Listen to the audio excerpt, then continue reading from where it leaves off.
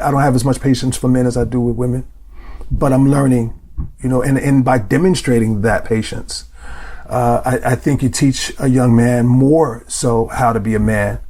You know, I don't think that the paradigm from when I was younger of a father showing his son how short his temper is, you know, out in the community fighting and showing his son that, you know, that's how you solve problems, that paradigm is over. The new paradigm is showing people that, you know, there's a lot of strength and patience. I really thank you for your answer, for real, because as a father to, my son lives in New York, and I have my second child that's on the way. In both scenarios, I found myself giving, I find myself dealing with the dichotomy of trying to give them something that I feel like I really didn't receive myself.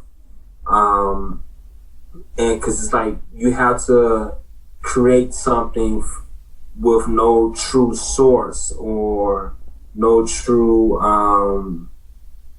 resource or really acknowledgement or idea of what it looks like in a healthy state per se. So that's I just want to share light upon that question. That's the reason why I asked it, because even for myself, I wanted to know that as well. Yeah, I dig that, and I also wanted to mention that just, you know, like in this whole stimulus thing, and a lot of companies got bailed out with that PPP, the Paycheck Protection Program or whatever, and a lot of those companies were larger, right? Like Shake Shack and all that, who ended up giving back the money. But the reason that those larger companies ended up getting the money in the first place, you know, was because they had these relationships with banks.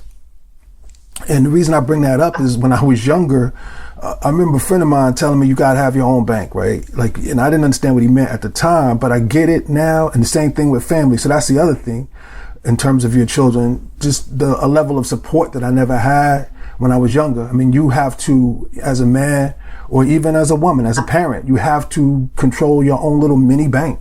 You have to be there to support them so they don't have to go outside of the family when they have issues. Right. And just like any other bank, man, you know, if you give, they need to appreciate what's given, and they need to follow certain rules. Right. You know, if they don't do what they said they was going to do, then, you know, the bank is going to frown on them, you know. But sure. The fact is they have a relationship with their own little family bank that supports them and helps them for whatever they might need, you know.